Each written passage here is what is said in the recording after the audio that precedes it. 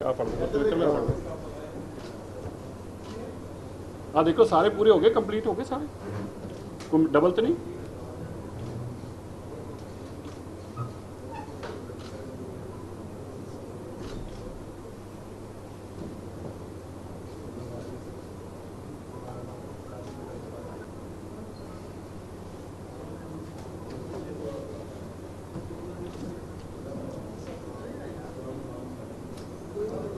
तभी जानते हैं, तुसी जानते जे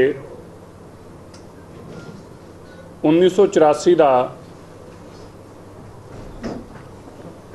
ब्लू स्टार ऑपरेशन, जिस दे अंदर बहुत सारे बेगुनाह लोगों का कतलेआम होया।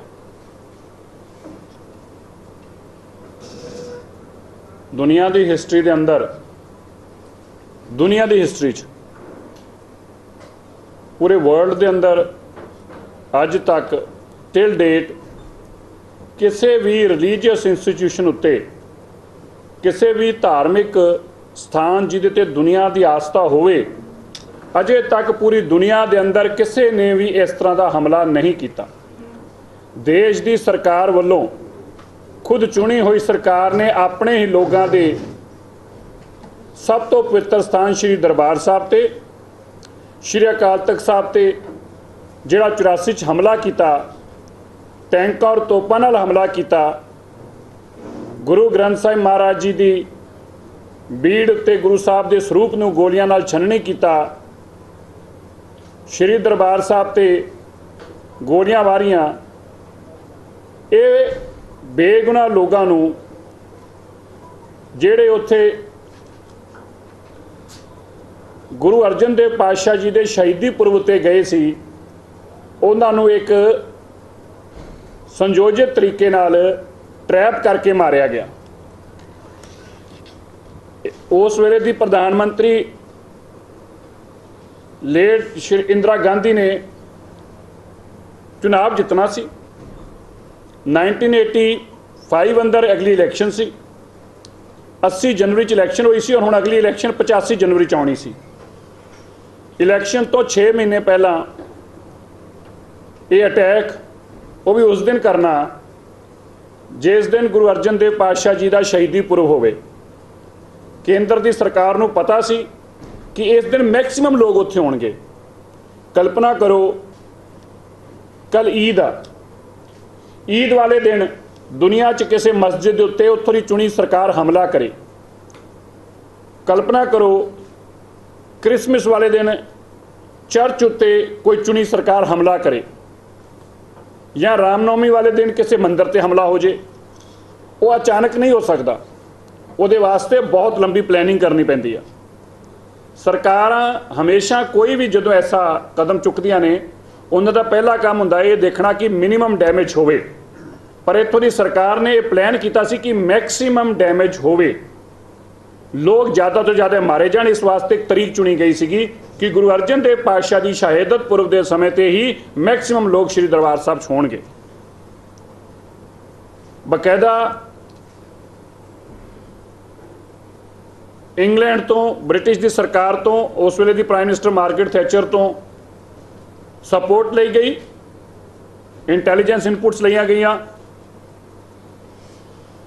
रशिया की इंटैलीजेंस एजेंसीज तो सपोर्ट ली गई कि इन्होंने सिखों को किवें मारिया जाएगा, और फिर ये हमला किया जाता है। 35 साल हो गए, दुनिया की सब तो वड्डी सैकलरेज आ, जिथे गुरु ग्रंथ साहिब महाराज के नाम नाल श्री दरबार साहब की सैकलरेज। किसी भी देश के किसी भी आगू ने अज तक इस गल नूं नहीं चुकिया कि यह सिख धर्म के उत्ते हमला सी, और उस स्थान ते हमला सी जिहड़ा मानवता की पहरेदारी करता होवे, जिहड़ा चावां वर्णन नूं उपदेश दिंदा होवे, जिहड़ा सब धर्मां दा सांझा होवे। किसी ने आवाज़ नहीं चुकी कि ये खिलाफ एक इन्वेस्टिगेशन होनी चाहिए, इंक्वायरी होनी चाहिए है। ऐसे किहड़े सरकमस्टांसिस क्रिएट किए गए जिन्हां आर्मी उत्थे भेजी जाती है? किसी ने अज तक इस गल की आवाज़ क्यों नहीं चुकी? अज दुनिया के अंदर 100-100, 2-2 साल पहला जिहड़ियां जातियां धक्के किए गए कम्यूनिटीज़ उत्ते उन्हां दे वास्ते भी कमीशन बनाए जा रहे हैं। यहूदियों के उत्ते जो हिटलर ने किया, हिटलर के मरण तो बहुत साल बाद बकायदा कमीशन बना के उन्हां लोगों को सज़ा दी गई जिहड़े क्राइम अगेंस्ट ह्यूमैनिटी अंदर लभे पाए। और तुहाडी जानकारी वास्ते हिटलर का एक राइट मैंड आदमी जिहड़ा सीगा उसनूं मैक्सीको चों पकड़ के वापस लिया गया और उन्होंने सज़ा दी गई। कांग्रेस ने उस वेले जो किया उहदी माफ़ी वास्ते अज तक देश दियां सक्सैसिव गवर्नमेंट्स आईयां, हुण तक बहुत सारी गवर्नमेंट्स आईयां, लेकिन किसी ने अज तक अपने उस काम वास्ते जिहड़ी भारत की सरकार ने कांग्रेस की उस वेले चुनी है सरकार, देश की प्रधानमंत्री इंदिरा गांधी ने जो सिख धर्म पर हमला किया उहदे वास्ते किसी ने अज तक माफ़ी नहीं मंगी। कांग्रेस तो कभी इस गुनाह वास्ते माफ़ी मंगूगी नहीं, क्योंकि कांग्रेस का तो पाप आ, वो कभी अपने पाप की माफ़ी मंगण वाले नहीं। पर असी देश के लोग आ, असी वसनीक है इस देश के। इस देश की सरकार का फर्ज बनता है गुरु नानक नाम लेवा संगत तो माफ़ी मंगी जाए। जलियांवाले बाग वास्ते पूरी सरकार और पूरी जथेबंदियां जिहड़ियां ने अंग्रेजी सरकार नूं कह रही विदेश के अंदर ब्रिटिश सरकार नूं कह रही माफ़ी मंगो, पर फिर इस गुनाह की माफ़ी कौन मंगूगा? कामागाटू मारू जिहड़ा जहाज गया उहदे वास्ते कनेडा नूं 100 साल बाद माफ़ी मंगण नूं कहा गया, लेकिन साडे इस गुनाह की माफ़ी कौन मंगूगा जिहड़ा साडे ते इन्हां ने गुनाह कीता? असी भारत की सरकार तो दिल्ली सिख गुरुद्वारा मैनेजमेंट कमेटी का डेलीगेशन देश के राष्ट्रपति नाल मुलाकात करेगा। असी उन्हां तो 7 तरीक का टाइम लैके असी राष्ट्रपति जी नूं अपना दिल्ली गुरुद्वारा मैनेजमेंट कमेटी तख्त श्री पटना साहब अपना रेजोल्यूशन पास करके ते देश के राष्ट्रपति नूं दे रहे हैं कि साडी इस मंग नूं मन्निया जावे और यदि एक कमीशन जिहड़ा गठित करने वास्ते देश के प्रधानमंत्री नूं सुझाव भेजण। असी देश के प्रधानमंत्री नूं लिख रहे हैं, असी उन्हां नूं एक रेजोल्यूशन देंगे जिहदे अंदर तख्त पटना साहब तो दिल्ली सिख गुरुद्वारा मैनेजमेंट कमेटी, श्रोमणी गुरुद्वारा प्रबंधक कमेटी, तख्त नंदेड़ साहब, हजूर साहब, ये चारे जिहड़ियां साडियां जथेबंदियां ने इन्हां दा एक यूनाइटेड डेलीगेशन चारे जथेबंदियां नाल मिल के ते देश के राष्ट्रपति और प्रधानमंत्री नूं एक ज्ञापन देगा, रेजोल्यूशन देगा। साडी मंग की आ? पहली मंग देश की सरकार इहदे वास्ते माफ़ी मंगे। ये हुण तक की सब तो वड्डी सैकलरेज आ, श्री गुरु ग्रंथ साहिब महाराज की सैकलरेज आ, श्री दरबार साहब ते कीते हमले की सैकलरेज आ।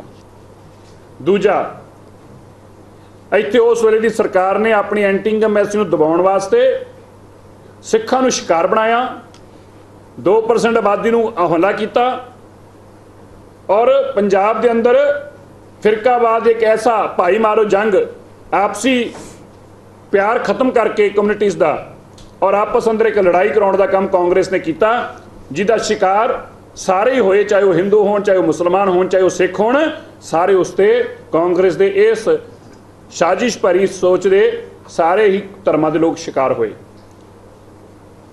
इस करके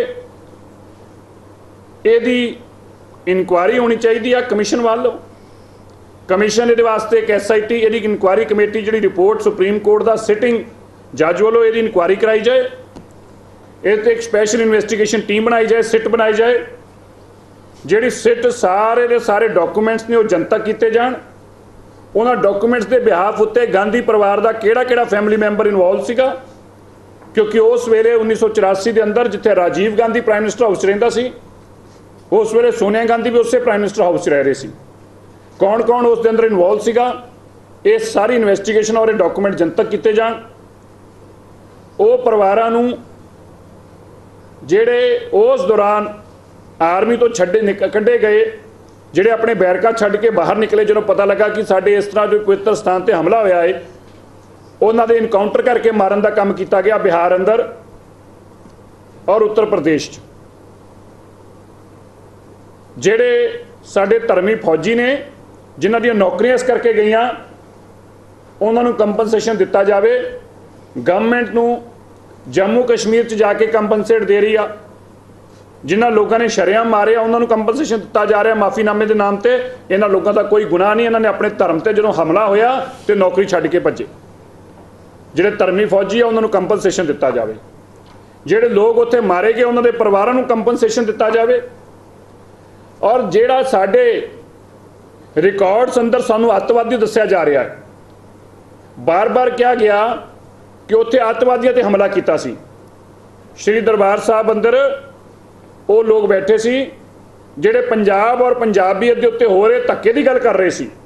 ਕੋਈ ਅਸੀਂ ਅੱਤਵਾਦੀ ਨਹੀਂ ਸੀ, ਕੋਈ ਅਸੀਂ ਵੱਖਵਾਦੀ ਨਹੀਂ ਸੀ, ਨਾ ਹੀ ਕਿਸੇ ਨੇ ਅੱਤਵਾਦ ਔਰ ਵੱਖਵਾਦ ਦਾ ਨਾਰਾ ਦਿੱਤਾ ਸੀਗਾ, ਬਲਕਿ ਸਾਰੇ ਧਰਮਾਂ ਦੀ ਰੱਖਿਆ ਕਰਨ ਦੀ ਗੱਲ ਕਰਨ ਵਾਲੇ ਲੋਕਾਂ ਦੇ ਉੱਤੇ ਸ਼੍ਰੀ ਦਰਬਾਰ ਸਾਹਿਬ ਤੇ ਹਮਲਾ ਕੀਤਾ ਗਿਆ। ਦਿੱਲੀ ਸਿੱਖ ਗੁਰਦੁਆਰਾ ਮੈਨੇਜਮੈਂਟ ਕਮੇਟੀ ਦੀ ਅਗਲੀ ਮੰਗ, ਇਹ ਕਮਿਸ਼ਨ ਟਾਈਮ ਬਾਉਂਡ ਬਣਾਇਆ ਜਾਵੇ ਔਰ ਇਹ ਕਮਿਸ਼ਨ ਇਹ ਵੀ ਜਾਣਕਾਰੀ ਲਵੇ ਕਿ ਜਿਹੜਾ ਮਾਹੌਲ ਬਣਾਇਆ ਗਿਆ, ਇੱਕ ਦਿਨ ਇੱਕ ਨੂੰ ਮਾਰਿਆ ਜਾਂਦਾ ਸੀ ਧਰਮ ਦੇ ਆਦਮੀ ਨੂੰ, ਦੂਜੇ ਦਿਨ ਦੂਜੇ ਧਰਮ ਦੇ ਆਦਮੀ ਨੂੰ ਮਾਰਿਆ ਜਾਂਦਾ ਸੀ ਏਜੰਸੀਆਂ ਵੱਲੋਂ। ਦੋ ਧਰਮਾਂ ਦੇ ਲੋਕਾਂ ਨੂੰ ਅਲੱਗ-ਅਲੱਗ ਸਮੇਂ ਤੇ ਮਾਰਿਆ ਜਾਂਦਾ ਸੀ। ਗੁਰਦੁਆਰਾ ਦੇ ਅੰਦਰ ਕੋਈ ਬੇਅਦਬੀ ਦੀ ਚੀਜ਼ਾਂ ਸੁੱਟੀਆਂ ਜਾਂਦੀਆਂ ਸੀਗੀਆਂ, ਮੰਦਰਾਂ ਦੇ ਅੰਦਰ ਕੋਈ ਬੇਅਦਬੀ ਦੀ ਚੀਜ਼ ਸੁੱਟੀ ਜਾਂਦੀ ਸੀ ਔਰ ਫਿਰ ਧਰਮਾਂ ਦੇ ਲੋਕਾਂ ਨੂੰ ਲੜਾਇਆ ਜਾ ਰਿਹਾ ਸੀ। ਇਹ ਇੱਕ ਬੜੀ ਹੀ ਸਟ੍ਰੈਟਜੀਕਲੀ ਇੰਦਰਾ ਗਾਂਧੀ ਵੱਲੋਂ ਕਾਂਗਰਸ ਵੱਲੋਂ ਕੀਤੀ ਹੋਈ ਸਾਜ਼ਿਸ਼ ਸੀਗੀ, ਜਿਹਦਾ ਮਕਸਦ ਇਹ ਸੀ ਕਿ ਦੋ ਧਰਮਾਂ ਦੇ ਲੋਕਾਂ ਨੂੰ ਲੜਾ ਕੇ ਇੱਕ ਧਰਮ ਨੂੰ ਹਮਲਾ ਕਰਕੇ ਉਸ ਦਾ ਖਾਤਮਾ ਕਰਕੇ ਤੇ ਮੈਜੋਰਿਟੀ ਦੀ ਵੋਟ ਲਈ ਜਾਵੇ। ਇਹ ਇਲੈਕਸ਼ਨ ਸਟ੍ਰੈਟਜੀ ਸੀਗੀ ਜਿਸ ਦੇ ਸ਼ਿਕਾਰ ਹਜ਼ਾਰਾਂ ਬੇਗੁਨਾਹ ਸਿੱਖ ਹੋਏ। ਅਸੀਂ ਮੰਗ ਕਰਦੇ ਹਾਂ ਦੇਸ਼ ਦੇ ਪ੍ਰਧਾਨ ਮੰਤਰੀ ਜੀ ਤੋਂ, ਉਹਨਾਂ ਨੇ ਲੋਕ ਸਭਾ ਦੇ ਅੰਦਰ ਆਪਣੀ ਪਹਿਲੇ ਭਾਸ਼ਣ 'ਚ ਇਹ ਗੱਲ ਕਹੀ ਆ ਕਿ ਉਹ ਮਿਨੋਰਿਟੀਜ਼ ਦੀ ਚਿੰਤਾ ਕਰਨਗੇ, ਮਿਨੋਰਿਟੀਜ਼ ਨਾਲ ਜਿਹੜੇ ਧੱਕੇ ਹੋਏ ਨੇ ਹੁਣ ਤੱਕ ਉਹ ਨਹੀਂ ਹੋਣ ਦੇਣਗੇ। ਇਸ ਕਰਕੇ ਦੇਸ਼ ਦੇ ਪ੍ਰਧਾਨ ਮੰਤਰੀ ਜੀ ਦਾ ਫਰਜ਼ ਬਣ ਜਾਂਦਾ ਹੈ ਕਿ ਮਿਨੋਰਿਟੀਜ਼ ਦੇ ਉੱਤੇ ਹੋਈ ਸਭ ਤੋਂ ਵੱਡੀ ਜਾਤੀ, ਉਹਨਾਂ ਦੇ ਸ਼੍ਰੀ ਦਰਬਾਰ ਸਾਹਿਬ ਤੇ ਹਮਲਾ, ਸ਼੍ਰੀ ਅਕਾਲ ਤਖਤ ਸਾਹਿਬ ਨੂੰ ਢਾਉਣਾ, ਇਹ ਸਭ ਤੋਂ ਵੱਡੀ ਸਾਡੇ ਸਿੱਖ ਧਰਮ ਤੇ ਜਾਤੀ ਆ। ਇਹਦੀ ਤੁਰੰਤ ਤੋਂ ਤੁਰੰਤ ਕਮਿਸ਼ਨ ਬਣਨਾ ਚਾਹੀਦਾ ਹੈ। ਹੋਰ ਕੁਝ ਜੀ, ਬਸ ਸਾਡਾ ਇਹ ਮੰਗ ਜਿਹੜੀ ਆ, ਅਸੀਂ 7 ਤਰੀਕ ਨੂੰ ਡੈਲੀਗੇਸ਼ਨ ਦੇ ਰੂਪ ਅੰਦਰ ਸਾਰੇ ਇਕੱਠੇ ਹੋ ਕੇ ਤੇ राष्ट्रपति जी ने और प्रधानमंत्री को एक ज्ञापन देंगे। चिट्ठी भी लिखी गई थी आपकी तरफ से, वो प्रधानमंत्री को ऑलरेडी, अच्छा मैं हिंदी में बोल दूं 2 मिनट, हिंदी में भी कर देते आपके जरूरी। आज दिल्ली सिख गुरुद्वारा मैनेजमेंट कमेटी तख्त श्री पटना साहिब के बोर्ड के प्रधान हम सब ने ये फैसला लिया है कि हम देश के प्रधान सामने अपनी गल रखी है, बहुत सारा रेफरेंस दिता है, पर मैं एक गल कहनी चाहना जी तुहानू शायद पता नहीं किसी को, जब पढ़ी है तो देख लेना, मैं दसन लगा तुहानू कि अज मैं इस गल उत्ते जिहड़े ने कहा कि ये पर्दा फाश करना उसदा JS बराड़ दी, जनरल बराड़ दी किताब छप के रिलीज़ हो गई है, फिर तुहानू पता होना चाहिए।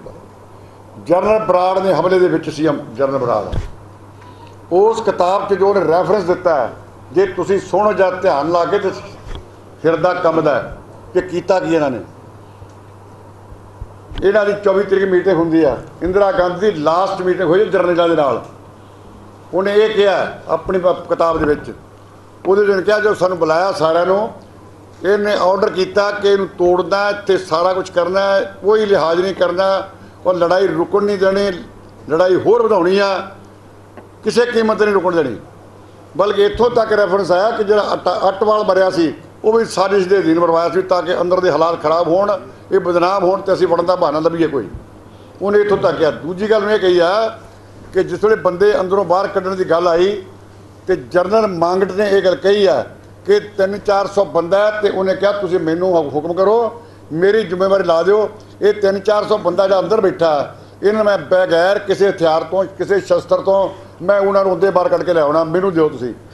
जब मांगट ने गल कही तो सारे वो गल पै, उन्होंने झाड़िया वड्डे जरनैल ने भी, उन्हें कहा नहीं जो इंदिरा ने कहा वो करना है, उन्होंने उत्थों सस्पेंड किया। ये जनरल बराड़ लिखता है, उन्होंने सस्पेंड किया मांगट को, उस तो बाद भी उत्तों पहला ट्रांसफर की, फिर उन्होंने उत्थों सस्पेंड करता, नौकरी हटाता, उसके बाद फिर बराड़ को ड्यूटी दी है मैं तुसीं चाहना तुसीं करना। ਉਹਦੇ ਮਨ ਵਿੱਚ ਇਹ ਗੱਲ ਸੀ ਕਿ ਮੈਂ ਸਿੱਖਾਂ ਨੂੰ ਨੀਵੇਂ ਦਿਖਾਉਣਾ, ਛੋਟੇ ਕਰਨਾ ਇਹਨਾਂ ਨੂੰ। ਮੈਂ ਇਹਨੇ ਬਦਲਾ ਲਿਆ ਸੀ 84 ਦਾ, ਜਿਹੜੀ ਉਹਦਾ ਐਮਰਜੈਂਸੀ ਦਾ, ਉਹ ਇਹਦੇ ਅੰਦਰ ਰੜਕ ਸੀ ਵੀ ਇਹਨਾਂ ਐਮਰਜੈਂਸੀ ਵਿੱਚ ਮੇਰੇ ਖਿਲਾਫ ਮੋਰਚਾ ਲਾਇਆ ਸੀ, ਮੈਂ ਇਹਨਾਂ ਨੂੰ ਸਬਕ ਸਿਖਾਉਣਾ ਹੈ। ਪਹਿਲੀ ਤਰੀਕ ਦਰਵਾਜ਼ੇ ਖੋਲ੍ਹੇ ਆਏ ਨੇ, ਉਸ ਤੋਂ ਬਾਅਦ ਬਿਜਲੀ ਪਾਣੀ ਬੰਦ ਕੀਤਾ ਹੈ। ਦਰਵਾਜ਼ੇ ਖੋਲ੍ਹੇ 3 ਤਰੀਕ ਤੱਕ ਖੁੱਲ੍ਹੇ ਰਹੇ ਆ। ਕਿਉਂ ਖੁੱਲ੍ਹੇ ਰਹੇ? 3 ਤਰੀਕ ਤੱਕ ਸੰਗਤਾਂ ਨੂੰ ਕਹਤਾ ਜਿਹਨੇ ਮੱਥਾ ਟੇਕਣਾ ਆ ਜਾਓ। ਬੇਸ਼ੁਮਾਰ ਸੰਗਤਾਂ ਅੰਦਰ ਗਈਆਂ, ਜਾਣ ਕੇ ਅੰਦਰ ਵਾੜੇ। ਉਹ ਲਿਖਦਾ ਕਿ ਜਾਣ ਕੇ ਅੰਦਰ ਵਾੜੇ। ਜਿੰਨੇ ਬੱਚੇ ਜੁਨਾਨ ਕੁੜੀਆਂ ਮੁੰਡੇ ਸਭ ਅੰਦਰ ਵੜ ਗਏ, ਦਰਵਾਜ਼ੇ ਬੰਦ ਕਰਤੇ। ਜਿੰਨੇ ਅੰਦਰ ਮੱਥਾ ਟੇਕਣੇ ਇੱਕ ਨਹੀਂ ਜਾਣਤਾ, ਉਸ ਤੋਂ ਬਾਅਦ ਦਰਵਾਜ਼ੇ ਸੀਲ ਕਰਤੇ, ਸਾਰੇ ਅੰਦਰ ਮਾਰ ਦਿੱਤੇ। ਤੇ ਜੇ ਅੱਤਵਾਦੀ ਅੰਦਰ ਸੀ ਤਾਂ ਵੀ ਔਰਤਾਂ ਕਿਉਂ ਮਾਰੀਆਂ? ਜੇ ਅੱਤਵਾਦੀ ਅੰਦਰ ਸੀ ਤਾਂ ਬੱਚੇ ਕਿਉਂ ਮਾਰੇ? ਇੱਥੋਂ ਵੱਡੇ ਹਰ ਬੰਦੇ ਨੂੰ ਸਮਝ ਆ ਜਾਣੀ ਚਾਹੀਦੀ ਆ। ਉਹ ਹਿੰਦੁਸਤਾਨ ਦੀ ਸਰਵਾ ਲੀਡਰ ਬਣਨ ਵਾਸਤੇ ਉਹਨੇ ਇੱਕ ਕਾਲੀ ਕਰਤੂਤ ਕੀਤੀ ਜਿਹੜੀ ਕਦੀ ਨਾ ਹੋਣ ਵਾਲੀ ਸੀ। ਉਹਨੇ ਜਾਣਬੁੱਝ ਕੇ ਸਾਰਾ ਕੁਕਰਮ ਕੀਤਾ। ਉਹਨੇ ਅਕਾਲ ਤਖ਼ਤ ਨੂੰ ਢਾਉਣਾ ਹੀ ਢਾਉਣਾ ਸੀ। ਉੱਥੇ ਨਾ ਕੋਈ ਅੱਤਵਾਦੀ ਸੀ, ਨਾ ਕੋਈ ਵੱਖਵਾਦੀ ਸੀ। ਇਹ ਸਾਰੀ ਕਹਾਣੀ ਬਣਾ ਕੇ ਇੰਦਰਾ ਨੇ ਇਹ ਜਾਣਬੁੱਝ ਕੇ ਸਾਰਾ ਪ੍ਰਪੰਚ ਰਚਿਆ ਔਰ ਹਜ਼ਾਰਾਂ ਸਿੱਖਾਂ ਨੂੰ ਮਾਰਿਆ। ਸਰੋਵਰ ਲਾਸ਼ਾਂ ਨਾਲ ਭਰ ਗਏ ਔਰ ਜਿਹੜੇ ਬੰਦੇ ਅੰਦਰ ਗੋਲੀਆਂ ਕਿੰਨੀਆਂ ਚੱਲੀਆਂ, ਕੀ ਕੁਝ ਹੋਇਆ, ਕੀ ਕੁਝ ਉਹਨਾਂ ਦਾ ਹਾਲ ਇਹਨੇ ਕੀਤਾ। ਇੱਦਾਂ ਤਾਂ ਬਾਹਰ ਦੀਆਂ ਫੌਜਾਂ ਵੀ ਨਹੀਂ ਕਰਦੀਆਂ ਜੋ ਜਿਹਨਾਂ ਨੇ ਕੀਤਾ। 1000 ਭੀੜ ਸੜ ਗਈ, 1000 ਗੁਰਦੁਆਰਾ ਸੜ ਗਿਆ, ਹਰ ਗੁਰਦੁਆਰੇ ਬੇਅਦਬੀ ਹੋਈ। ਟੈਂਕ ਅੰਦਰ ਇੱਦਾਂ ਵੜ ਗਿਆ ਜਿੱਦਾਂ ਕਿਤੇ ਪਾਕਿਸਤਾਨ 'ਤੇ ਹਮਲਾ ਕੀਤਾ ਹੁੰਦਾ। ਉੱਥੇ ਵੀ ਨਹੀਂ ਇਹਨਾਂ ਕੋਈ ਨਾ ਹਮਲਾ ਜਿੰਨਾ ਇੱਥੇ ਕਰਤਾ। ਇਹਦੇ ਘਰ ਆ ਕੇ ਇਹਨਾਂ ਨੂੰ ਮਾਰ ਕੇ ਤੁਰ ਜਾਂਦੇ ਤੇ ਉੱਥੇ ਨਹੀਂ ਬੋਲਦੇ, ਤੇ ਉੱਥੇ ਤਾਂ ਅੰਦਰ ਮਾਰਦੇ ਟੈਂਕ ਇਹਨਾਂ ਨੇ। ਇਸ ਕਰਕੇ ਜੋ ਕੁਝ ਕੀਤਾ ਇੰਦਰਾ ਨੇ ਜਾਣਬੁੱਝ ਕੇ ਕੀਤਾ, ਸਾਜ਼ ਦੇ ਅਧੀਨ ਕੀਤਾ। ਆਪਣੇ ਸਰਵ ਇਹ ਵੀ ਗੱਲ ਕਹਿਣ ਲੱਗੇ ਸੀ ਦੇਸ਼ ਦੇ ਲੀਡਰ ਕਿ ਇੰਦਰਾ ਬਨਾਮ ਇੰਡੀਆ, ਇੰਡੀਆ ਬਨਾਮ ਇੰਦਰਾ ਹੋਣ ਲੱਗੀ ਸੀ। ਕੱਲੀ ਸਰਵਾ ਹਿੰਦੁਸਤਾਨ ਦੀ ਬਹੁਤ ਗਿਣਤੀ ਲੋਕਾਂ ਨੂੰ ਇਹ ਖੁਸ਼ ਕਰਨਾ ਚਾਹੁੰਦੀ ਸੀ। ਇਹ ਮੇਰੇ ਨਾਲ ਲੱਗਣ, ਇਹ ਮਰ ਵੀ ਜਾਣਗੇ ਤਾਂ ਕੋਈ ਫਰਕ ਨਹੀਂ ਪੈਂਦਾ, ਤੇ ਜੇ 10-20-50 ਹਿੰਦੂ ਮਰ ਜਾਣ ਤਾਂ ਵੀ ਇਹਨੂੰ ਕੋਈ ਫਰਕ ਨਹੀਂ ਪੈਂਦਾ। ਇਸ ਕਰਕੇ ਉਹਨੇ ਸਾਜ਼ਿਸ਼ ਰਚੀ ਸੀ। ਉਹ ਸਾਜ਼ਿਸ਼ ਦੇ ਅਧੀਨ ਇਹਨੇ ਦਰਬਾਰ ਸਾਹਿਬ ਨੂੰ ਇੰਨਾ ਅਪਮਾਨਿਤ ਕੀਤਾ। ਇਹਨੇ ਬੱਚੇ ਤਾਂ ਨਹੀਂ ਨਿਕਲਣ, ਤੇ ਇਹ ਬਰਾੜ ਲਿਖਦਾ ਹੈ ਵੀ ਇਹਨਾਂ ਜਿੰਨਾ ਜਲੀਲ ਕੀਤਾ ਰਹੇ ਉਹਨੇ ਥੋੜਾ। ਬੱਚੇ ਵੀ ਮਾਰੋ, ਔਰਤਾਂ ਵੀ ਮਾਰੋ, ਇਹ ਉਹਦੇ ਲਫ਼ਜ਼ ਨੇ, ਉਹਨੇ ਕਿਤਾਬ 'ਚ ਲਿਖੇ ਨੇ। ਅੱਜ ਮੈਂ ਹੈਰਾਨ ਹੋ ਗਿਆ ਪੜ੍ਹ ਕੇ, ਸ਼ਰਮ ਹੋਣੀ ਚਾਹੀਦੀ ਉਸਦੇ ਦੇਸ਼ ਜਿਹੜਾ ਹੁਣ ਤੁਰੇ ਫਿਰਦੇ ਮੋੜੇ ਆ ਕੇ ਪ੍ਰਧਾਨ ਮੰਤਰੀ ਦੇ ਸੁਪਨੇ ਲੈਂਦੇ ਆ। ਜਿਹੜੇ ਇਹਨਾਂ ਲੋਕਾਂ ਨੂੰ ਕਦੀ ਦੇਸ਼ ਦੇ ਵਿੱਚ ਰਹਿਣ ਦਾ ਹੱਕ ਨਹੀਂ, ਜਿਹੜਾ ਇਹਨਾਂ ਜ਼ੁਲਮ ਕੀਤਾ, ਕਤਲੇਆਮ ਕੀਤਾ ਔਰ ਉਸ ਕੌਮ ਨੂੰ ਮਾਰਿਆ ਜਿਹੜੀ ਕੌਮ ਹਿੰਦੁਸਤਾਨ ਦੇ ਵਿੱਚ 2% ਹੋਣ ਦੇ ਬਾਵਜੂਦ ਹਜ਼ਾਰਾਂ ਕੁਰਬਾਨੀਆਂ ਕਰਕੇ ਨੰਬਰ 1 ਤੇ ਸ਼ਹਾਦਤਾਂ ਦਿੱਤੀਆਂ, ਜਿਨ੍ਹਾਂ ਦੇ ਗੁਰੂ ਨੇ ਸ਼ਹਾਦਤਾਂ ਦਿੱਤੀਆਂ, ਜਿਨ੍ਹਾਂ ਦੇ ਬਜ਼ੁਰਗਾਂ ਨੇ ਸ਼ਹਾਦਤਾਂ ਦਿੱਤੀਆਂ, ਜਿਹਨੇ ਆਪ ਸ਼ਹਾਦਤਾਂ ਦਿੱਤੀਆਂ, ਦੇਸ਼ ਨੂੰ ਨੰਬਰ 1 ਤੇ ਰੱਖਿਆ। ਹਰ ਗੱਲ ਵਿੱਚ ਮੋਹਰੇ ਮਰਨ ਵਾਲੇ ਲੋਕ ਸਿਰਫ ਇਸ ਕਰਕੇ ਗੁੱਸਾ ਕੀਤਾ ਕਿ ਇਹਨਾਂ ਨੇ ਐਮਰਜੈਂਸੀ ਵਿੱਚ ਹਿੱਸਾ ਲਿਆ ਸੀ। ਇਹ ਸਾਰਾ ਦੇਸ਼ ਨੂੰ ਗੁਲਾਮ ਕਰਤਾ, ਲਿਆ ਹਿੱਸਾ ਸੀ। ਇਸ ਕਰਕੇ ਇਹਦਾ ਕਮਿਸ਼ਨ ਬੈਠਣਾ ਚਾਹੀਦਾ, ਇਹਦੀ ਇਨਕੁਆਇਰੀ ਹੋਣੀ ਚਾਹੀਦੀ ਆ। ਲਾਇਬ੍ਰੇਰੀਆਂ ਸੜ ਗਈਆਂ, ਸਾਰਾ ਕੀਮਤੀ ਸਮਾਨ ਸੜ ਗਿਆ, ਬਹੁਤ ਵੱਡੇ ਵੱਡੇ ਰੈਫਰੈਂਸ ਸੋਰਸ ਜਿਹੜੇ ਉਹ ਸੜ ਗਏ। ਅੱਜ ਤੱਕ ਕਿਸੇ ਨੇ ਬਾਹਰ ਨਹੀਂ ਪੁੱਛੀ, ਕੋਈ ਹਿੰਦੁਸਤਾਨ ਜੇ ਨਹੀਂ ਬੋਲਿਆ। ਹਮਦਰਦੀ ਇਹ ਕਰਦੇ ਰਹੇ ਜੀ, ਵਾਹ ਅੱਤਵਾਦੀ ਥੇ, ਵਾਹ ਉਹ ਥੇ। ਕਿਹੜਾ ਅੱਤਵਾਦੀ ਸੀ ਉੱਥੇ? ਮੈਨੂੰ ਸਮਝਾਵੇ ਕਿਹੜਾ ਅੱਤਵਾਦੀ ਨਿਕਲਿਆ ਸੀ ਅੰਦਰੋਂ। ਫਿਰ ਦੂਸਰਾ ਕਰਾਤਾ ਇਹਨਾਂ ਨੇ, ਉਹ ਜਿਹੜਾ ਉਹਦਾ ਕੀ ਸੀਗਾ ਦੂਜੀ ਵਾਰੀ ਕਰਾਇਆ ਇਹਨਾਂ ਨੇ, ਬਲੈਕ ਥੰਡਰ ਕਰਾਇਆ। ਉਹ ਵੀ ਇਹਨੇ ਜਾਣ ਕੇ ਕਰਾਇਆ ਵੀ ਤਾਂ ਕਿ ਲੋਕਾਂ ਨੂੰ ਯਕੀਨ ਹੋ ਜਾਵੇ ਵਾਕਿਆ ਅੰਦਰ ਸੀ। ਤੇ ਜਦੋਂ ਸਾਰੇ ਉੱਥੇ ਮਾਰ ਦਿੱਤੇ, ਉਦੋਂ ਤੁਹਾਡੇ ਪਿਓ ਦਾ ਰਾਜ ਸੀ, ਤੁਹਾਡਾ ਹੀ ਰਾਜ ਸੀ ਉਦੋਂ ਵੀ। ਉਹ ਕਿੱਦਾਂ ਮਰ ਗਿਆ? ਤੁਸੀਂ ਅੰਦਰ ਜਾ ਕੇ ਉਹਨੂੰ ਕਿਉਂ ਨਹੀਂ ਦੇਖਿਆ? ਉਹਨਾਂ ਅੰਦਰ ਜੇ ਅੱਤਵਾਦੀ ਸੀ ਕਿਉਂ ਨਹੀਂ ਫੜੇ ਤੁਸੀਂ? ਉਹਨਾਂ ਅੱਤਵਾਦੀ ਉਹ ਫੇਰ ਕਿੱਥੋਂ ਆ ਗਏ? ਪਹਿਲਾਂ ਤਾਂ ਚੱਲ ਤੂੰ ਕਹਿੰਦੀ ਵੜ ਗਿਆ, ਤਾਂ ਉਦੋਂ ਕਿਉਂ ਵੜ ਗਿਆ? ਫੇਰ ਕਿੱਦਾਂ ਮਰ ਗਿਆ? ਲੋਕ ਕਹਿੰਦੇ ਉੱਥੇ ਕਿੰਨੀਆਂ ਔਰਤਾਂ ਦੀ ਬੇਪਤੀ ਤੁਸੀਂ ਕਰਾਈ ਉੱਥੇ। ਇਸ ਕਰਕੇ ਉਹ ਜਿਹੜਾ ਕਤਲੇਆਮ ਹੋਇਆ ਅਕਾਲ ਤਖ਼ਤ ਦਾ, ਕਦੀ ਸਾਰੀ ਜ਼ਿੰਦਗੀ 7 ਜਨਮ ਨਹੀਂ ਭੁੱਲਣ ਵਾਲਾ ਕਤਲੇਆਮ, ਕਿਉਂਕਿ ਇਹਨੇ ਜਾਣ ਕੇ ਕੀਤਾ। ਇਹਨੇ ਸਿਰਫ ਇਸ ਕਰਕੇ ਸਿੱਖਾਂ ਨੂੰ ਮੈਂ ਬੌਣੇ ਕਰਨਾ, ਨੀਵੇਂ ਕਰਨਾ, ਛੋਟੇ ਕਰਨਾ, ਤੇ ਵੱਡੀ ਬਰਾਦਰੀ ਦਾ, ਵੱਡੀ ਜਿਹੜੀ ਕਮਿਊਨਿਟੀ ਉਹਦੀ ਮੈਂ ਆਸ਼ੀਰਵਾਦ ਲੈ ਕੇ ਮੈਂ ਦੇਸ਼ 'ਤੇ ਰਾਜ ਕਰਨਾ। ਇਸ ਕਰਕੇ ਰਾਜ ਤੇ ਭਾਗਾਂ ਤੋਂ ਬਾਅਦ ਮਿਲਦਾ ਨਹੀਂ। ਇਹਦੀ ਇਨਕੁਆਇਰੀ ਹੋਣੀ ਚਾਹੀਦੀ ਆ। ਜੋ ਪ੍ਰਧਾਨ ਸਾਹਿਬ ਨੇ ਕਿਹਾ ਕਿ ਅਸੀਂ ਉੱਥੇ ਮੈਂਬਰਾਂ ਨੂੰ ਦਿਆਂਗੇ, ਬਿਲਕੁਲ ਦਿਆਂਗੇ, ਔਰ ਅੱਗੇ ਵਾਸਤੇ ਅੱਗੇ ਵੀ ਲੜਾਈ ਲੜਾਂਗੇ ਇਨਸਾਫ ਲੈਣ ਵਾਸਤੇ। ਸਾਨੂੰ ਉਮੀਦ ਆ ਨਰਿੰਦਰ ਮੋਦੀ ਨੇ ਸੱਜਣ ਕੁਮਾਰ ਨੂੰ ਅੰਦਰ ਕਰਕੇ ਕਰਤਾਰਪੁਰ ਦਾ ਲਾਂਘਾ ਬਹੁਤ ਸਾਰੇ ਕੰਮ ਕੀਤੇ, ਵੱਡੇ ਵੱਡੇ ਕੰਮ ਕੀਤੇ। ਹੁਣ ਜਗਦੀਸ਼ ਟਾਈਟਲ ਦੀ ਵਾਰੀ ਆਈ ਆ, ਜੇ ਉਹ ਐਡੇ ਕੰਮ ਕਰ ਸਕਦੇ ਤੇ ਇਹਦੀ ਵੀ ਇਨਕੁਆਇਰੀ ਕਰਾ ਕੇ ਇੱਕ ਸੈੱਟ ਬਣਾ ਕੇ ਉਹਦਾ ਪਤਾ ਲੱਗੇ ਵੀ ਇਹ ਕਿਵੇਂ ਢਾਇਆ ਗਿਆ ਤੇ ਕਿਵੇਂ ਟੈਂਕ ਅੰਦਰ ਵੜ ਗਿਆ। ਐਡੇ ਵੱਡੇ ਧਰਮ ਦਾ, ਐਡੀ ਵੱਡੀ ਕੌਮ ਦਾ, ਐਡੀ ਵੱਡੀ ਦੇਸ਼ ਭਗਤ ਕੌਮ ਦਾ, ਸ਼ਹੀਦਾਂ ਦੀ ਕੌਮ ਦਾ, ਉਸ ਗੁਰੂ ਗ੍ਰੰਥ ਸਾਹਿਬ ਦਾ, ਉਸ ਗੁਰੂ ਰਾਮਦਾਸ ਦੇ ਘਰ ਦਾ ਜਿਹੜਾ ਏਕਤਾ ਅਖੰਡਤਾ ਦਾ ਪ੍ਰਤੀਕ ਆ ਦੇਸ਼ ਦੇ ਵਿੱਚ, ਉਹਦਾ ਅਪਮਾਨ ਕੀਤਾ ਇਹਨੇ। ਇਹਨੂੰ ਕਿੱਦਾਂ ਬਖਸ਼ਿਆ ਜਾ ਸਕਦਾ? ਇਸ ਕਰਕੇ ਜਿਹੜਾ ਸਾਡਾ ਇਹ ਹੈਗਾ ਮੈਮੋਰੰਡਮ ਅਸੀਂ ਦਿਆਂਗੇ, ਦੇ ਕੇ ਅਗਲੀ ਕਾਰਵਾਈ ਫਿਰ ਦੇਖਿਆ ਅਗਲੀ ਵਾਰ ਕੀ ਕਰਨਾ ਹੋਊਗਾ।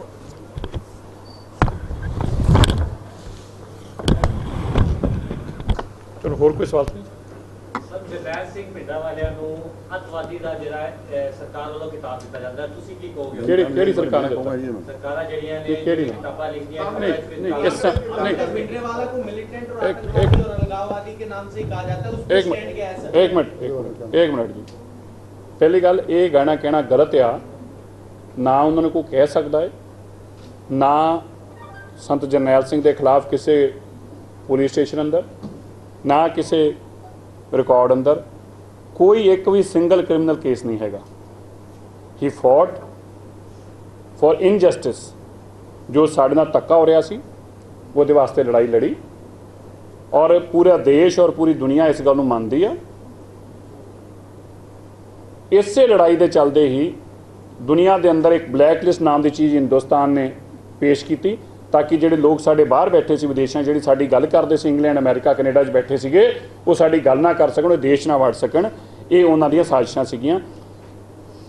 ਅੱਜ ਤੱਕ ਜੇ ਕੋਈ ਆਤੰਕਵਾਦੀ ਆ ਉਹ ਸੱਜਣ ਕੁਮਾਰ ਆ, ਜੇ ਕੋਈ अलगाववादी आ वो जगदीश टाइटलर आ, जे कोई सही मैंने इस देश अंदर आतंकवादी आ वो कमलनाथ आ, जे कोई आतंकवादी आ वो HKL भगत सी, धर्मदास शास्त्री सी, ललित माखन सी। ये आतंकवादी सी जिन्हों ने बेगुनाह लोगों का कतलेआम किया और सरकारों की शह ते किया और ईमानदारों की चेहरा भी पा के रखा। ये वो आतंकवादी सीगे। इस पर आपका क्या कहना है कि यार मेरे एक मिनट साहब, मेरे हीरो मनण ना मनण नाल उन्हां दा हीरोइज्म खत्म नहीं हो सकता। उन्हां नूं पूरी दुनिया हीरो मनदी आ। कोई दो लोग अगर उन्हां दे खिलाफ नारा ला देणगे दा मतलब ये नहीं कि संतां दा कोई कद घटण वाला है। बहुत सारे लोग भौंकदे फिरदे ने, उन्हां नूं भौंकण दिता जावे, उन्हां दा कोई बहुत अहमियत नहीं हैगी। लेकिन सब नूं पता है, सब दे दिलां दे अंदर जो उन्हां दे प्रति सत्कार आ, वो सत्कार ना ते उहदी कोई सीमा है और ना ही वो घटाया जा सकता है। एजेंसियां ने बड़ियां कोशिशां कीतियां ने, अगे भी करूगी, पर कौम उस मसले ते एकजुट।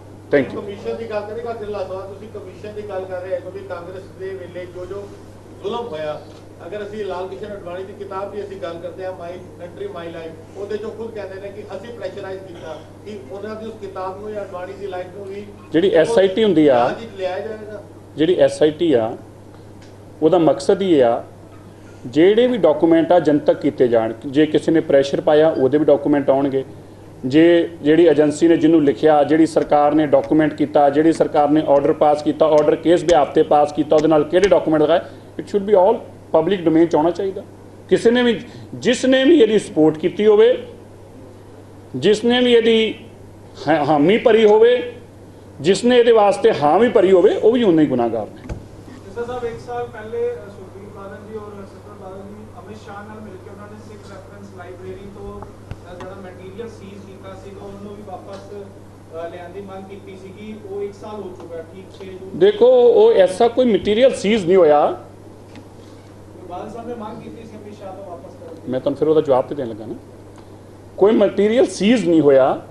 अनऑफिशियल तौर पर आर्मी ने जो मटीरियल कोलैक्ट किया सीगा ਉਹਦੇ अंदर ਰੈਲਿਕ ਸੀਗੇ, ਸਿੱਖ ਰੈਫਰੈਂਸ ਲਾਇਬ੍ਰੇਰੀ ਦੀ ਬਹੁਤ ਇਤਿਹਾਸਿਕ ਚੀਜ਼ਾਂ ਸੀਗੀਆਂ ਜਿਹੜੀਆਂ ਅੱਜ ਤੱਕ ਨਹੀਂ ਲੱਭੀਆਂ ਦੁਬਾਰਾ। ਗਵਰਨਮੈਂਟ ਰਿਕਾਰਡ ਅੰਦਰ ਕੋਈ ਚੀਜ਼ ਅੱਜ ਵੀ ਪ੍ਰੈਜ਼ੈਂਟ ਨਹੀਂ ਹੈਗੀ। ਗਵਰਨਮੈਂਟ ਨੇ ਕੋਈ ਔਨ ਰਿਕਾਰਡ ਕੋਈ ਚੀਜ਼ ਨੂੰ ਨਹੀਂ ਲਿਆ। ਜੋ ਕੀਤਾ ਉਸ ਵੇਲੇ ਸਰਕਾਰ ਨੇ ਉਹਨੂੰ ਬਿਨਾਂ ਕਿਸੇ ਕਾਗਜ਼ਾਂ ਤੋਂ ਆਪਣੇ ਕਬਜ਼ੇ 'ਚ ਲਿਆ ਔਰ ਉਹਦਾ ਕੀ ਕੀਤਾ ਇਹ ਅੱਜ ਤੱਕ ਕਿਸੇ ਨੂੰ ਨਹੀਂ ਪਤਾ ਲੱਗ ਪਾਇਆ। ਔਰ ਸ਼ਿਵ ਸੈਨਾ ਵੱਲੋਂ ਹਰ ਇਹਨਾਂ ਦਿਨਾਂ ਦੇ ਵਿੱਚ देखो मैं ये भी गल का जवाब देना चाहना है, बहुत सारे ऐसे लोग ਜਿਹੜੇ ਧਰਮਾਂ ਦੇ ਅੰਦਰ ਵੈਰ ਪਾਉਣ ਵਾਸਤੇ ਇੱਕ ਦੂਜੇ ਦੇ ਧਰਮ ਨੂੰ ਚੈਲੰਜ ਕਰਦੇ ਨੇ। ਕੋਈ ਕਹੇਗਾ ਜੀ ਅਸੀਂ, ਮੈਂ ਦਿੱਲੀ ਸਿੱਖ ਗੁਰਦੁਆਰਾ ਮੈਨੇਜਮੈਂਟ ਕਮੇਟੀ ਦਾ ਇੱਕ ਮੁੱਖ ਸੇਵਾਦਾਰ ਹੋਣ ਦੇ ਨਾਤੇ ਬਹੁਤ ਹੀ ਜ਼ਿੰਮੇਵਾਰੀ ਨਾਲ ਕਹਿ ਰਿਹਾ 6 ਤਰੀਕ ਉਹ ਦੇਣਾ ਜਿਸ ਦੇ ਸਿੱਖਾਂ ਦੇ ਸਦੀਵ ਕਾਲ ਵਾਸਤੇ ਜ਼ਖਮ ਵਾਲਾ ਦੇਣੇ ਆ। ਕੋਈ ਵੀ ਸਾਡੇ ਉਹਨਾਂ ਜ਼ਖਮਾਂ ਦੇ ਉੱਤੇ ਨਮਕ ਲਾਉਣ ਦੀ ਕੋਸ਼ਿਸ਼ ਕਰੂਗਾ ਇਹ ਕਦੀ ਵੀ ਬਖਸ਼ਿਆ ਨਹੀਂ ਜਾਊਗਾ। ਮੈਂ ਜਨਤਕ ਤੌਰ ਤੇ ਕਹਿ ਦੇਵਾਂ, ਕੋਈ ਐਸੀ ਅਨਾਉਂਸਮੈਂਟ ਕਰਦਾ ਹੈ ਕਿ ਅਸੀਂ 6 ਤਰੀਕ ਨੂੰ ਲੱਡੂ ਵੰਡਾਂਗੇ, ਅਸੀਂ 6 ਤਰੀਕ ਨੂੰ ਮਠਿਆਈ ਵੰਡਾਂਗੇ, ਦਿੱਲੀ ਸਿੱਖ ਗੁਰਦੁਆਰਾ ਮੈਨੇਜਮੈਂਟ ਕਮੇਟੀ ਨੂੰ ਦੱਸਿਆ ਜਾਵੇ। ਅਸੀਂ ਆਪ ਉਸ ਮੌਕੇ ਤੇ ਪਹੁੰਚਾਂਗੇ, ਉੱਥੇ ਜਾਵਾਂਗੇ ਔਰ ਅਸੀਂ ਦੇਖਦੇ ਹਾਂ ਕਿ ਕਿਹਦੇ ਅੰਦਰ ਜੁਰਤ ਔਰ ਕਿਹਦੇ ਅੰਦਰ ਹਿੰਮਤ ਆ ਜਿਸ ਦਿਨ ਸਾਡੇ ਉੱਤੇ ਹਮਲਾ ਕੀਤਾ ਜਾਵੇ, ਸਾਡੇ ਗੁਰੂ ਗ੍ਰੰਥ ਸਾਹਿਬ ਮਹਾਰਾਜ ਜੀ ਦਾ ਸੀਨੇ ਤੇ ਗੋਲੀਆਂ ਲਾਈਆਂ ਜਾਣ ਔਰ ਉਸ ਦਿਨ ਕੋਈ ਲੱਡੂ ਵੰਡਣ ਦੀ ਹਿੰਮਤ ਰੱਖਦਾ ਹੋਵੇ, ਮੈਂ ਆਪ ਜਨਤਕ ਤੌਰ ਤੇ ਚੈਲੰਜ ਕਰਕੇ ਉਹਨਾਂ ਲੋਕਾਂ ਨੂੰ ਕਹਿਣਾ ਹੈ, ਦੱਸੇ ਜੇ ਕਿਸੇ 'ਚ ਹਿੰਮਤ ਆ, ਵਕਤ ਤਾਂ ਮੈਂ ਉਹ ਤੈਅ ਕਰੇ, ਅਸੀਂ ਆਪ ਉੱਥੇ ਆਵਾਂਗੇ ਉਹਦੇ ਕੋਲ ਚੱਲ ਕੇ ਔਰ ਦੇਖਾਂਗੇ ਕਿ ਇਸ ਐਡਮਿਨਿਸਟ੍ਰੇਸ਼ਨ ਦੀ ਹਿੰਮਤ ਉੱਥੇ ਕੰਮ ਕਰਾਉਣ ਦੀ ਅਸ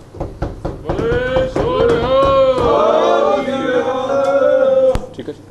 ਕਿ ਸੰਤ ਜਰਨੈਲ ਸਿੰਘ ਦੀ ਗੱਲ ਤੁਸੀਂ ਕੀਤੀ ਆ, ਜਿਹੜੇ ਸ਼ਹੀਦ ਊਧਮ ਸਿੰਘ ਆ, ਮਾਈਕ ਲਾਗੇ ਕਰ ਲਓ। ਸ਼ਹੀਦ ਊਧਮ ਸਿੰਘ, ਭਗਤ ਸਿੰਘ ਸ਼ਹੀਦ, ਉਹਨੂੰ ਗੋਰੇ ਤਾਂ ਇਹ ਕੀ ਤੁਸੀਂ ਸਮਝਦੇ ਵੀ ਸ਼ਹੀਦ ਨਹੀਂ ਹੋਏ? ਤੁਸੀਂ ਦੱਸੋ ਕਿ ਜਾਪ ਦੱਸਿਆ ਵੀ ਕੋਈ ਸ਼ਹੀਦ ਨਹੀਂ ਹੋਏ? ਗੋਰੇ ਤੇ ਉਹਨਾਂ ਨੂੰ ਵੀ ਦੱਸਦੇ ਅੱਤਵਾਦੀ। ਨਹੀਂ ਗੋਰੇ ਨਹੀਂ, ਇਹ ਦੱਸਦੇ ਆ, ਇਹਨਾਂ ਨਹੀਂ ਸ਼ਹੀਦ ਅੱਜ ਤੱਕ ਮੰਨਿਆ ਉਹਨਾਂ ਇਹ ਨੂੰ। ਨਹੀਂ ਮੰਨਿਆ, ਇਹਨਾਂ ਨਹੀਂ ਮੰਨਿਆ। ਇਹਨਾਂ ਮੰਨਿਆ, ਇਹ ਤਾਂ ਉਹਨਾਂ ਨੂੰ ਨਹੀਂ ਮੰਨਦੇ, ਬਾਕੀ ਤੇ ਗੱਲ ਛੱਡ ਦੋ, ਅਸੀਂ ਤਾਂ ਮੰਨਦੇ ਉਹਨੂੰ ਸ਼ਹੀਦ ਹੈ, ਪਰ ਇਹ ਨਹੀਂ ਮੰਨਦੇ, ਇਹ ਉਹਨਾਂ ਨੂੰ ਵੀ ਨਹੀਂ ਮੰਨਦੇ, ਇਹ ਬੱਬਰਾਂ ਨੂੰ ਨਹੀਂ ਮੰਨਦੇ, ਇਹ ਕਾਮਘਾਟਾ ਮਾਰੂ ਨੂੰ ਜਹਾਜ਼ ਨੂੰ ਨਹੀਂ ਮੰਨਦੇ, ਇਹ ਜਲਿਆਂਵਾਲੇ ਬਾਗ ਨੂੰ ਨਹੀਂ ਮੰਨਦੇ, ਇਹ ਸ਼ਹੀਦ ਊਧਮ ਸਿੰਘ ਵਰਗੇ ਨੂੰ ਨਹੀਂ ਮੰਨਦੇ, ਜਿਹਨੇ ਐਡਾ ਬੜਾ 21 ਸਾਲ ਬਾਅਦ ਬਦਲਾ ਲੈ ਜਾ ਕੇ ਗੋਰਿਆਂ ਕੋਲ ਜਾ ਕੇ ਡੈਰ ਨੂੰ ਮਾਰਿਆ, ਇਹ ਉਹਨੂੰ ਵੀ ਨਹੀਂ ਮੰਨਦੇ। ਇਹ ਤਾਂ ਮੰਨਦੇ ਨਹਿਰੂ ਪਰਿਵਾਰ ਨੂੰ, ਬਸ ਉਹਨਾਂ ਦੇ ਜਿੰਨੇ ਕੇ ਮਰ ਗਏ ਉਹਨਾਂ ਨੂੰ ਪੂਜੀ ਜਾਂਦੇ ਆ ਤੇ ਕਾ ਪੂਜਣ ਲਾਏ ਲੋਕਾਂ ਨੂੰ। ਠੀਕ ਗੱਲ ਆ।